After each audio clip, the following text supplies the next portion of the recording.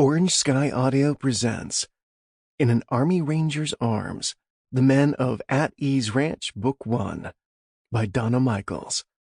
Narrated for you by Joshua Macrae. Chapter 1. Could the day get any worse? Shutting down his computer, Stone Mitchum silently cursed his stupidity. After a decade as an Army Ranger, he knew better than to tempt fate with such a blatant thought. Too many times he had witnessed others throw caution to the wind, and invariably pay for the mistake in the end. Not him. Caution was his middle name. Until lately. Jackass seemed more fitting. Like now, thanks to that wayward thought, he just invited more shit to rain down on his sorry ass today. Way to go, Stone Jackass Mitchum.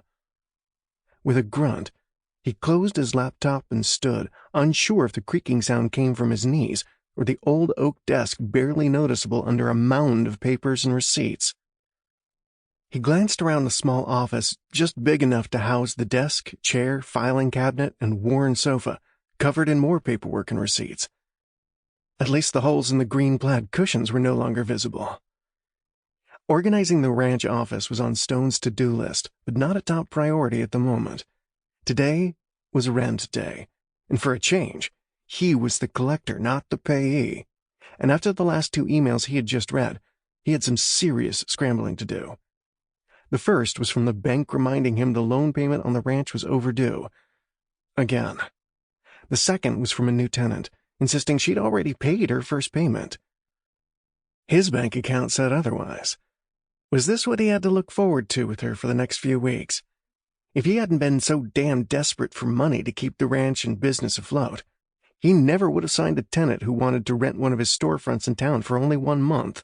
Good thing he insisted she start her lease early. Too bad the woman was tough to pin down for payment. He was right tired of dealing with the northerner through emails. It was time to have a face-to-face with this Jovy person. He came around his desk and grimaced. What kind of a name was Jovy anyway? The pain was probably one of those eternally happy people who constantly smiled, chewed gum, and drew hearts in her signature. A few more curses rumbled in his throat as the door to the office swung open and his older brother Brick strode in, smudges of grease clinging to his jeans and chiseled face, while a troubled gaze mirrored Stone's discontent. Great. Looked like he wasn't the only one having a bad day.